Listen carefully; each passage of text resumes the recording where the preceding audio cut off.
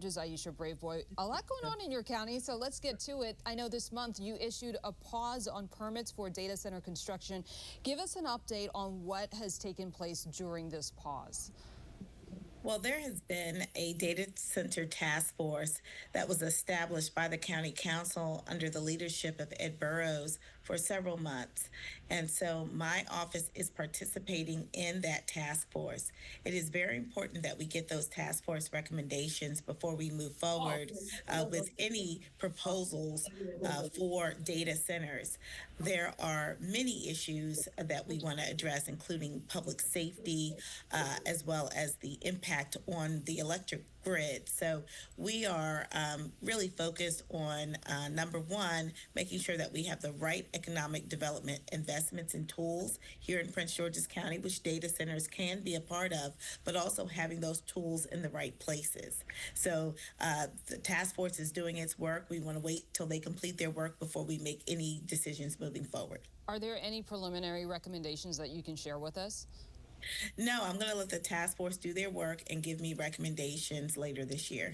I know in 2021, the county council voted to streamline the approval process for data centers. You were quoted as saying that was a mistake because residents have a stake in where these centers are located. What are some of the standards that you want to see set? Well, I want to understand the impact that the siting of a data center has on the community, community issues such as the environmental concerns that community members have, noise concerns that community members have, and really changing potentially the fabric of a community. So looking at the proximity of these data centers to residential areas is very important. I think we also have to realistically look at any impact it has on utilities such as water as well as electricity, how that may impact rates or reliability of service. So all of those things have to be taken into consideration. The residents' voices should never have really been excluded in the way that it did in 2021, but we have an opportunity to make it right. We're doing that now. We're united as a county, focused on this issue, and I'm happy to be able to correct some of the mistakes of the past. Let's talk more about the high school football season. New security measures will be in place for tomorrow. Do you think this enhanced security is enough? Oh, I absolutely think so. I think one of the things that I have stressed in my administration is collaboration. So our Prince George's County Police Department collaborating with our school system, security, and administration makes sense. In addition to that, we are partnering with our sheriff's department. So we have, I believe, a good strategy moving forward. I think that we will address some of the public safety issues that occur, not necessarily in the game itself, but around the game, parking lots, communities that may be impacted.